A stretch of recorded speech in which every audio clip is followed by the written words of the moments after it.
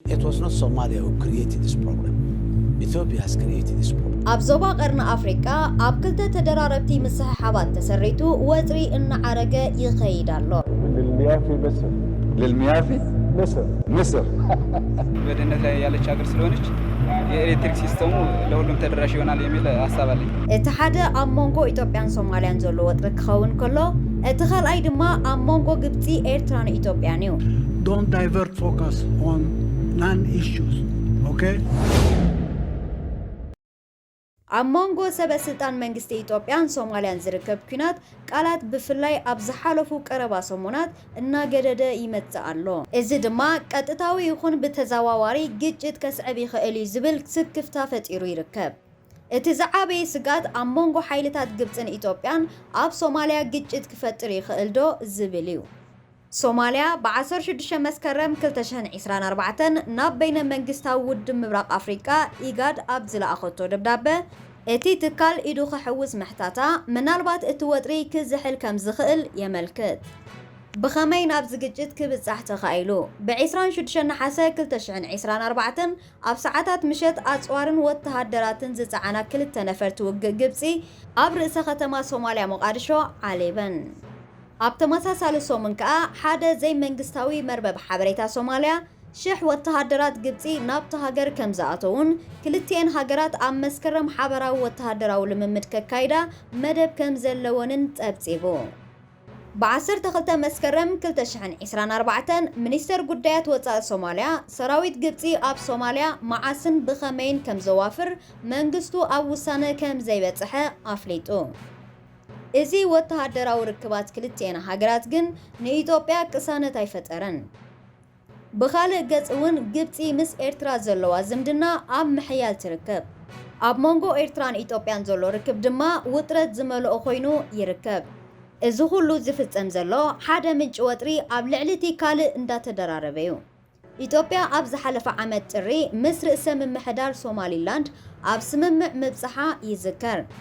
እቲ ክልቲአን ዝተፈራረመኦ ሰነድ ኢትዮጵያ ኣብታ ንባዕላ ከም ሃገር ዝኣወጀት ሶማሊላንድ ሓይሊ ባሕሪ ክትሃንጽን ኣብ ወሽመጥ ዓደን ኣፍ ደገ ባሕሪ ክህልዋን ዘኽእል ኮይኑ ከም መከሓሓሲ ድማ ነታ ርእሰ ምምሕዳር ከም ሃገር ኣፍልጦ ክትህባ ዝብል ይርከቦ። ቀዳማይ ሚኒስትር አብይ አሕመድ ናብ ስልጣን ካብ ዝመጽእ ኣትሒዙ ሃገሩ ኣፍ ደገ ባሕሪ ክትረክብ ቀዳምነት ዝህቦ ጉዳይ ምዃኑ ብተደጋጋሚ ክገልጽ ጸኒሑ እዩ። ኣብ ሚያዝያ 2018 ስልጣን ዝሓዘ አብይ ናብ መሪሕነት ካብ ዝመጽእ ድሕሪ ሓደ ዓመት እዩ ነቲ ብሰንኪ ኩናት ኢትዮ ኤርትራ ተቋሪጹ ዝነበረ ሓይሊ ባሕሪ ዳግማይ ዘበራበሮ። ምስ ፕሬዚደንት ኢሳያስ አፈወርቂ በመዕራቅ ነቲ ኣብ ሞንጎ ኢትዮጵያን ኤርትራን ንነዊሕ ዓመታት ዝጸንሐ ኩነት ኣይ ሰላም ኣይ ኩናት ኣመሓይሽዎ ነይሩ። ቀጺሉ ምስ ሶማልያን ኤርትራን ዞባዊ ቁጠባዊ ምትሕግጋዝ እኳ እንተመስረተ ንንግዲ ይኹን ንወተሃደራዊ ኣገልግሎት ዝኸውን ኣፍ ደገ ባሕሪ ግን ክረክብ ኣይከኣለን። እቲ ቀዳማይ ሚኒስትር ኣብ 11 ጥቅምቲ 2023 ንባይቶ ሃገሩ ኣብ ዘስምዖ መደረ ናብ ቀይሕ ባሕሪ መእተዊ ምርካብ ንኢትዮጵያ ናይ ህላዊ ጉዳዩ ብምባል ሃገሩ ኣፍ ደገ ባሕሪ ካብ ምሓስ ወጻኢ ካልእ ኣማራጺ ከም ዘይብላ ተዛሪቡ ነይሩ። መንግስታዊ ማዕከናት ዜና እቲ ሃገር እውን ክሳብቲ ኢትዮጵያን ሶማሊላንድ ኣብ ስምምዕ ዝበጽሓ ጉዳይ ኣፍ ደገ ባሕሪ ብሰፊሕ ኣጀንዳ ክገብርኦ ተራእየን። ንሶማሊላንድ ከም ሓንቲ ግዝኣታ እትቆጽራ ሶማልያ ግን ነቲ ስምምዕ ከም ዘይተቐበለቶ ብተደጋጋሚ ድሕሪ ምግላጻ ምስ ግብፂ ስምምዕ ምትሕብባር ፈሪማ። ግብፂ ምስ ኢትዮጵያ ዝነበራ ዝምድና ድማ ብሰንኪቲ ኣብ ሩባ ኣባይ ፈለግኒል ዝህነት ዘሎ ዓብዲጋ ንዓመታት ተጸሊዩ ጸኒሑ እዩ። መንግስቲ ሶማልያ እቶም አንጻር አሸበርቲ ጉጅለ አልሸባብ ኣብ ዝካየድ ቃልሲ ንኽሕግዙ ብዝብል ካብ 2006 ኣትሒዞም ኣብቲ ሃገር ዝተዋፈሩ ዓቀብቲ ሰላም ኢትዮጵያ ክወፁ ኣብ ምሕታት ይርከብ። ኣብ ክንድኦም ከዓ ወተሃደራት ግብፂ ክትክኡ ንምግባር ውጥናት ከም ዘለዎ እዩ ዝግለጽ ዘሎ። ነዚ ስዒቡ ግብፂ ብኣሽሓት ዝቁጸሩ ሰራዊት ናብ ሶማልያ ክሰድድ ትኽእል እያ ዝብል ስጋት ኣሎ። እዚ ከዓ ኣብ ጉዳይ ኣባይ ጸቕጢ ካብ ምፍጣር ዝሰገረ ካልእ ዕላማ ክህልዎ ከም ዘይክእል ይገልጽ። ኢትዮጵያ ብወገና ሰራዊት ግብፂ ናብ መቃድሾ እንተመጺኡ ብኣሽሓት ዝቁጸሩ ወተሃደራታ ካብ ሶማልያ ከም ዘይትስሕብ ኣጠንቂቓላ። መንግስቲ ሶማልያ ነቲ ምስ ግብፂ ዝገበሮ ስምምዕ ስዒቡ ውሽጣዊ ፖለቲካዊ ቅልውላው ከም ዘጋጥሞ እዩ ዝገልጽ። መብዛሕትኡ ሰራዊት ኢትዮጵያ ኣብቲ ካብ ቁጥጥር ሰራዊት ሶማልያ ወፃኢ ዝኾነ ደቡባዊ ምዕራብ እቲ ሃገር ዝርከቡ ከባቢታት ጌዶ ባይን ባኩልን ተዋፊሩ ይርከብ። እቲ ክልተ ግዝኣታት ዘመሓድር ዞባ ደቡብ ምዕራብ ሶማልያ ግን ምስ ሓይልታት ኢትዮጵያ ክቕጽል ከም ዝደልዩ ብተደጋጋሚ ኣፍሊጡ። ኣብታ ከፊል ርእሰ መምሕዳር ፑንትላንድ ዝርከብ ሓደ ፍሉጥ ፖለቲከኛ ግብፂ ምስ ኢትዮጵያ ኣብ ዘለዋ ግጭት ንሶማልያ ትምዝምዛላ ክብል ይኸስስ። ማዕከላዊ መንግስቲ ሶማልያ ነዚ ውሽጣዊ ቅልውላው ንምግታእ ኣብ ምጽዓር ይርከብ። ቀዳማይ ሚኒስትር ሓምዛ ዓብዲ ባረ ነቲ ዘሎ ዘይምርድዳእ ክፈትሕ ብምሕሳብ ኣብ ዞባ ደቡባዊ ምዕራብ ናብ እትርከብ መዲና ባይዶኣ ከይዱ ምስ ኣመሓዳሪ እታ ዞባ ዘቲ ነይሩ። ግጭት ክለዓል ይኽእል ዶ ዝብል ሕቶ ግን ካልእ ኣርእስቲ ኮይኑሎ። ኢትዮጵያ ኣብ ዞባታት ማእከልን ደቡብ ምዕራብን ሶማልያ ካብ 8,000 ክሳብ 10,000 ዝግመት ሰራዊት ኣለዋ። ኣስታት 3,000 ወተሃደራት ኣብ ትሕቲ መሰጋገሪ ተልእኾ ሕብረት ኣፍሪቃ ኣብ ሶማልያ ኤቲምስ ዝንቀሳቐሱ ክኾኑ ከለዉ እቶም ዝተረፉ ድማ ክልቲአን ሃገራት ናብ ቅልውላው ቅድመ ምእታወን ብዝተበጽሐ ስምምዓትዮም ተዋፊሮም። ኣብ ሶማልያ ይኹን ኣብ ኢትዮጵያ ዝርከባ መራኸቢ ብዙሓን መንግስቲ ብዛዕባ እቲ ኣብ 1977 ዝተኻየደ ኩናት እናጠቐሳ ፕሮፓጋንዳ ክሰርሓ ተራእየን። ኢትዮጵያ ግን ነቲ ጉዳይ ዘይምቕባላ ብዘረባኣን ተግባራን ተርእያላ።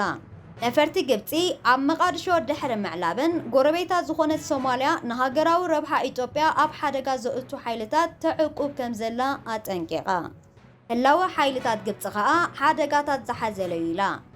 ሰራዊት እቲ ሃገር ኣብቲ ምስ ሶማል ዝደወብ ክልል ሶማል ኢትዮጵያ ሓድሽ መደበር ሓይሊ ኣየር ክምስረት ምዃኑ ማዕከናት ዜና ኢትዮጵያ ኣብ መወዳእታ ነሓሰ ኣቃሊሐን ነይረን። ኣብ ሶማልያ ዝርከቡ ወተሃደራት ኢትዮጵያ እውን ንኹሉ ማዕርፎ ነፈርቲ ዞባ ጌዶ ከም ዝተቆጻጸሩ ይግለጽ።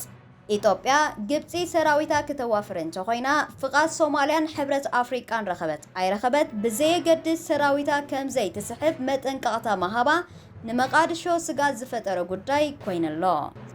ቀዳማይ ሚኒስትር ኢትዮጵያ አብ አሕመድ ንኢትዮጵያ ከጥቃዕ ዝፍትን ዝኾነ አካል 10 ግዜ ክሓስብ ኣለዎ ብምባሉን ይዝከር።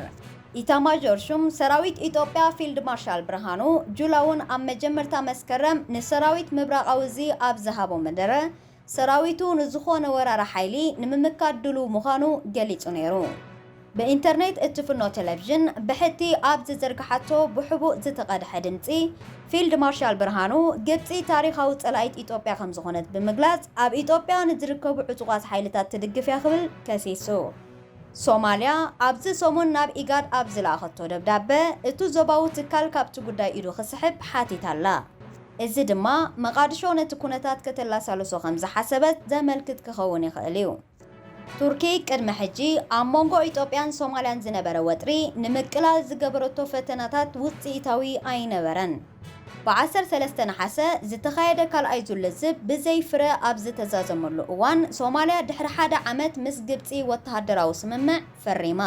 ፕሬዚደንት ቱርኪ ረሲፕ ጣይብ ኤርዶጋን እውን ኣብ መንጎተን ክልተ ሃገራት ዘሎ ወጥሪ ንምህዳእ ንመራሕቲ ክልቲአን ሃገራት ብተናፀል ኣዘራሪቦም ነይሩ። ግን ከዓ እቲ ሶማልያ ምስ ግብፂ ዘካየደቶ ስምምዕ ንኢትዮጵያ ኣዝዩ ኣቐጢዕዋ እዩ።